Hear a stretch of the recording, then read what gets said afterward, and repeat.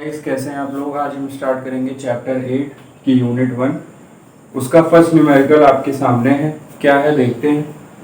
A current of 1.6 milliampere flows through a conductor if the charge on an electron is -1.6 10 की power -19 coulomb. Find the number of electron passes each second through the cross section of that conductor. ठीक, अब आपको पहली चीज इसमें formula पता होना चाहिए। दूसरी चीज, इस वैल्यू को याद रखे रहना चाहिए। ठीक, बहुत बार क्वेश्चन में नहीं गिवन रहती है। फॉर्मूला क्या है? I equals to N E by T, जहां पे t की वैल्यू 1 सेकेंड है, e की वैल्यू -1.6 इंटू 10 की पावर -19 और I की वैल्यू कितनी है 1.6 इंटू 10 की पावर -3। ठीक, -3 एम्पियर। सबको स्टैंडर्ड यूनिट में कन्वर्ट करना ही करना है। तो इसको -10 की पावर -3 से मल्टीप्लाई करेंगे, फिर वैल्यू रख के सॉल्व कर लेंगे। तो n की वैल्यू क्या हो जाएगी? I इंटू टी अपॉन ई।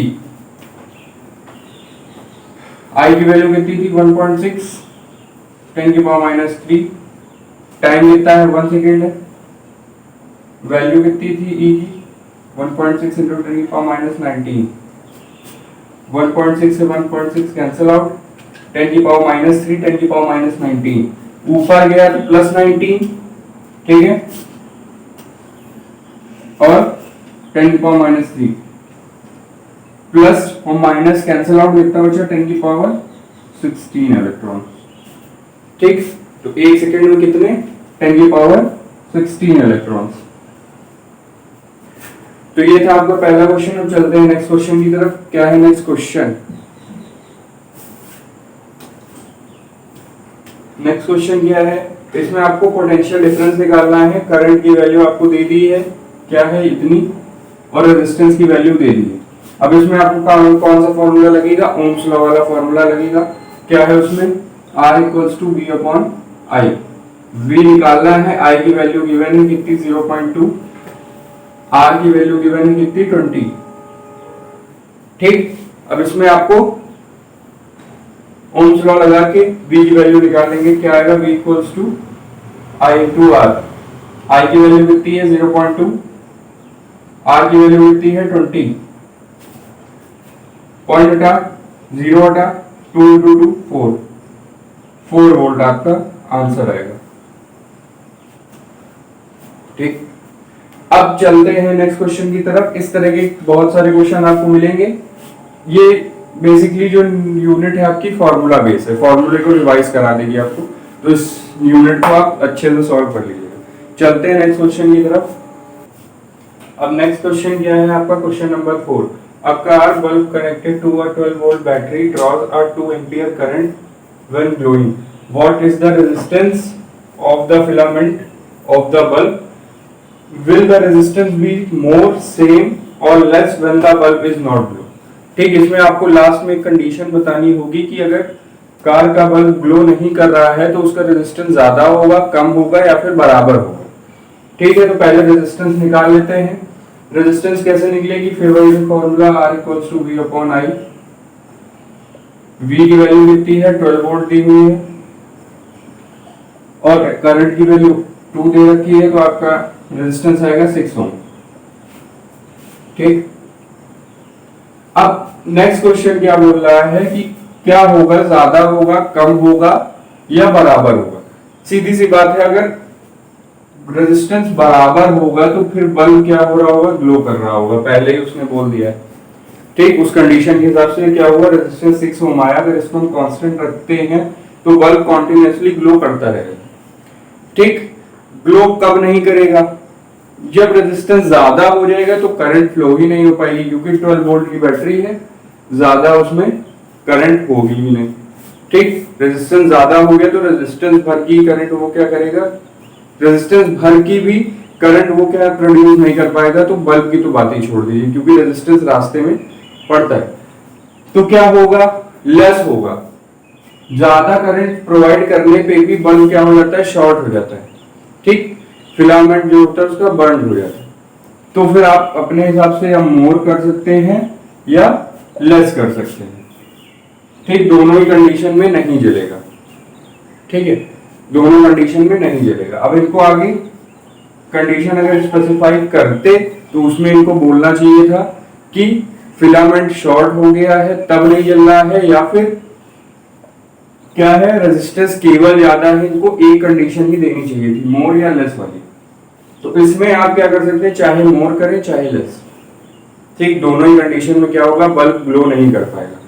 मोर में क्यों नहीं कर पाएगा, करंट प्रोवाइड बल्ब तक पहुंचेगी नहीं, रेजिस्टेंस में क्या हो जाएगी, खत्म हो जाएगी। लेस में क्या होगा, करंट ज्यादा जब पहुंचेगी तो फिलामेंट क्या हो जाएगा, शॉर्ट हो जाएगा और बल्ब क्या करेगा, ग्लो नहीं करेगा। ठीक, अब चलते हैं नेक्स्ट क्वेश्चन की तरफ। अब इस तरह के क्वेश्चन क्या होते हैं, इंटरेस्टिंग होते हैं, क्योंकि इसमें ग्राफ भी पूछ लिया है आपसे और क्वेश्चन भी पूछे हैं आपसे। ये बेसिकली जब क्वेश्चन आता है पेपर में तो ये बड़े ज्यादा मार्क्स के लिए आएगा, 5 नंबर या 10 नंबर के हिसाब से। क्यों, इसमें आपको ग्राफ भी प्लॉट करना होगा। अब ग्राफ प्लॉट करते कैसे हैं वो सबको पता है। ठीक, नहीं पता तो एक बार देख लीजिए।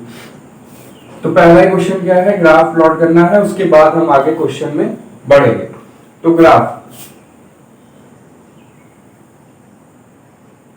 ठीक, जिस हिसाब से नाम होता है एक्स और वाई, तो एक्स एक्सिस पे क्या होगा, वोल्ट होगा, वाई पे क्या होगा, आपका करंट होगी।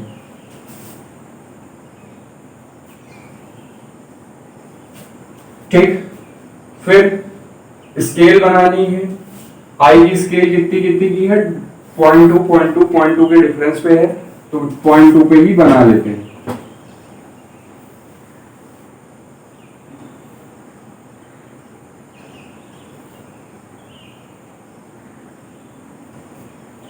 ठीक, वोल्ट की कितने पे है, 0.5 पे।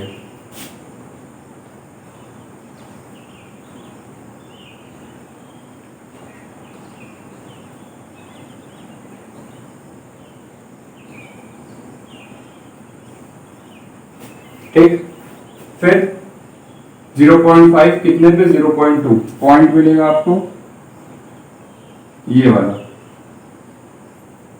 फिर उसके बाद 1 है कितने पे, 0.4।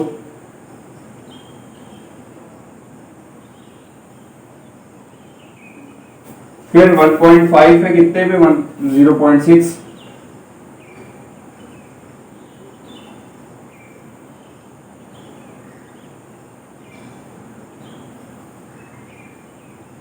फिर 2.0,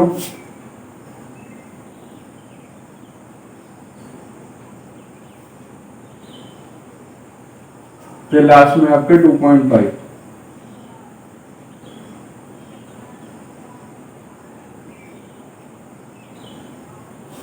ठीक, अब सारे पॉइंट को मैच कर लेंगे तो एक स्ट्रेट लाइन आपको मिलेगी। ठीक है, इस तरह ग्राफ प्लॉट होगा। अब क्वेश्चन क्या है, पहला पोटेंशियल डिफरेंस आपको फाइंड आउट करना है। करंट आपको दी, सॉरी क्वेश्चन, एक मिनट,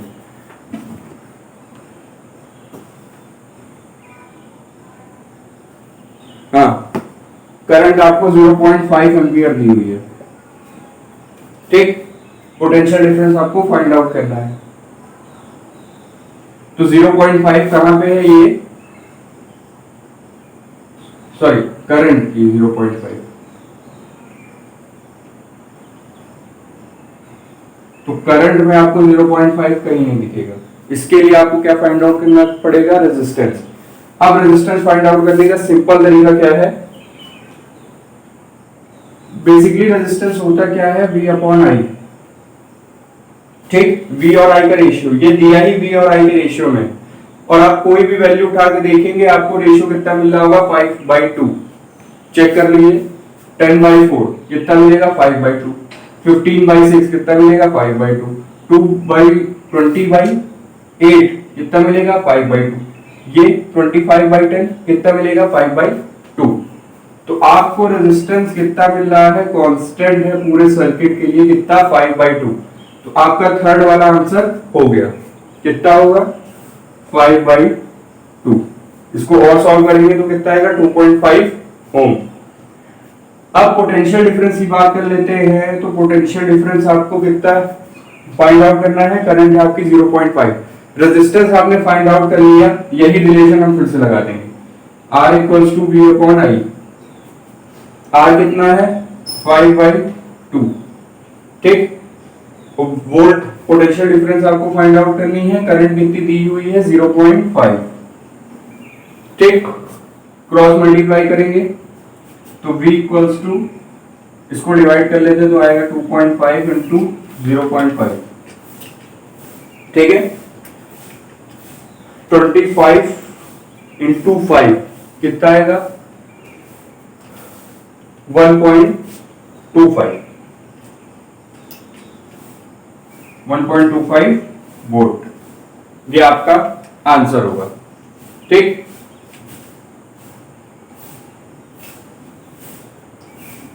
अब चलते हैं हमारे लास्ट क्वेश्चन की तरफ। The current when potential difference is 0.75 volt, 0.75 volt. फिर आपको यहाँ पे 0.75 कहीं नहीं दिख रहा, ठीक, कहीं नहीं दिखेगा, लेकिन आपको क्या मालूम है, रेजिस्टेंस ओवरऑल सर्किट की मालूम है, तो आप उससे कोई भी वैल्यू निकाल सकते हैं।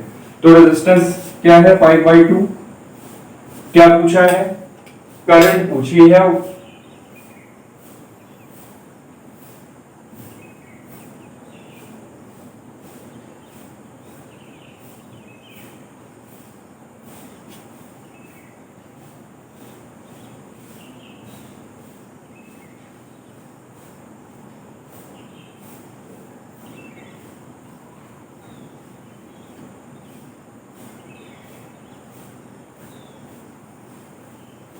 कितनी आएगी 0.3 एम्पियर, ठीक। तो इस तरह आपको ग्राफ में कैलकुलेशन करनी होगी।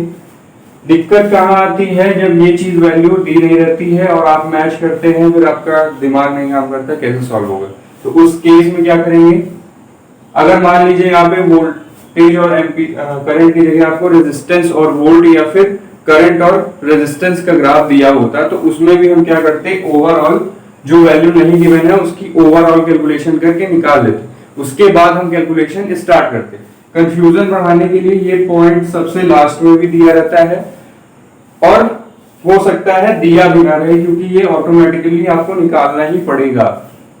तो इतना आपको दिमाग में रखना है कि जिसके बीच में भी ग्राफ है, उसके अलावा जो वैल्यू है उसकी ओवरऑल वैल्यू आपको कैलकुलेट कर लेनी है। ओवरऑल वैल्यू मतलब पूरे सर्किट के लिए, ठीक। चलते हैं नेक्स्ट क्वेश्चन की तरफ।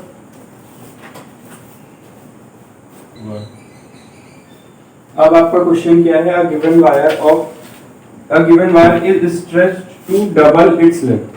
मतलब अगर आपको L लेंथ का कोई सब्सटेंस दिया गया है, वायर दिया गया, उसको स्ट्रेच करके कितना कर दिया है 2L कर दिया है। How will its resistance change. अब रेजिस्टेंस में कितना चेंज होगा वो आपको बताना है।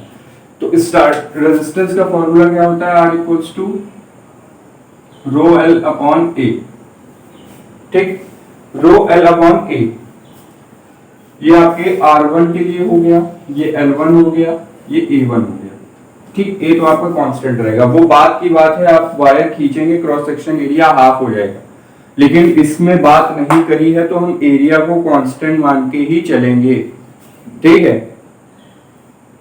सीधी सी बात है, अगर किसी भी वायर को या रॉड को अगर आप स्ट्रेच करेंगे तो उसका क्रॉस सेक्शन एरिया घटेगा, उसके बाद उसकी लेंथ क्या होगी, बढ़ेगी। तो क्रॉस सेक्शन एरिया में भी चेंज होता है, लेकिन क्वेश्चन में नहीं दिया तो हम कांस्टेंट मान के ही चलेंगे, ठीक। तो हमने एरिया को हमने कांस्टेंट मान लिया, ये आपकी स्टार्टिंग की है। अब स्ट्रेच करने के बाद क्या हुआ, R2 row L2 upon A, ठीक। अब L2 की जगह हम क्या रखेंगे, L2 इक्वल्स टू 2L1, ठीक, अकॉर्डिंग टू क्वेश्चन। तो R2 equals to rho 2L1 upon A, ठीक। अब क्या होगा,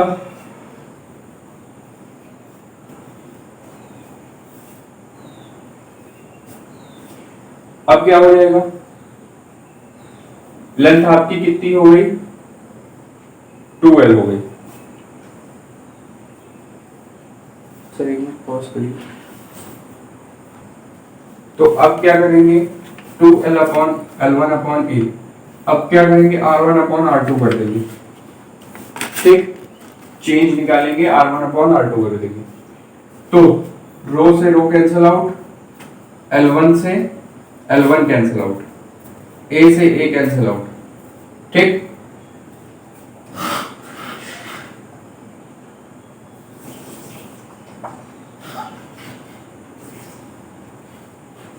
R1 अपॉन R2 किया है तो A cancel out, rho cancel out, तो R1 बाई R2 आपको क्या मिलेगा 2/1। तो स्टार्टिंग में रेजिस्टेंस R1 थी, बाद में कितनी हो जाएगी 2R2 हो जाएगी, ठीक है। जब तक आपसे क्रॉस सेक्शन के बारे में बात नहीं करेगा तब तक आपको उसमें चेंज नहीं लेना है, ठीक। केवल आपसे इतनी बात करी, अगर आगे बोलता एंड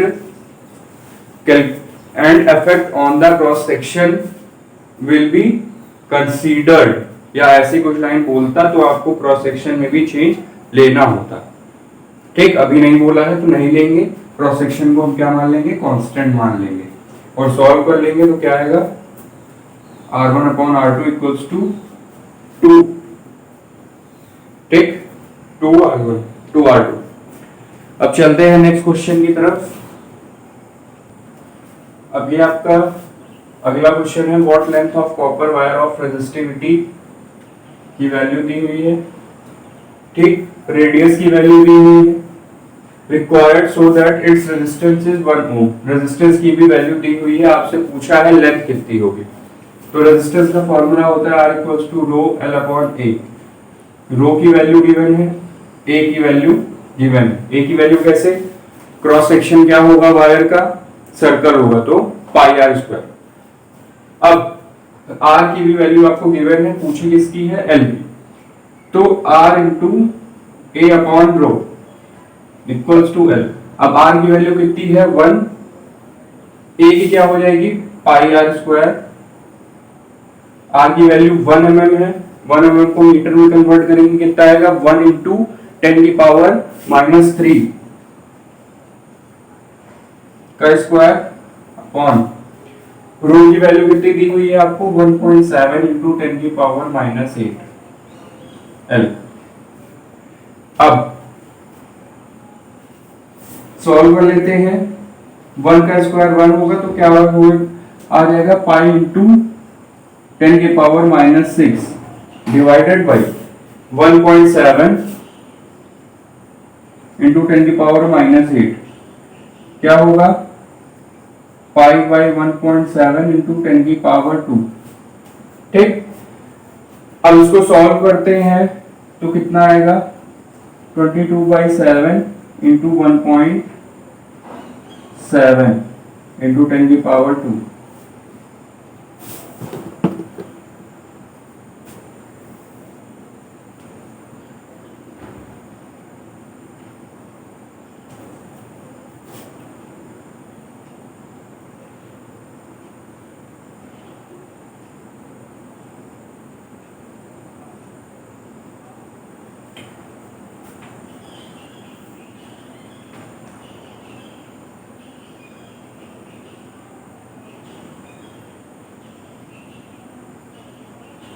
आएगा आपका 1.8, ठीक,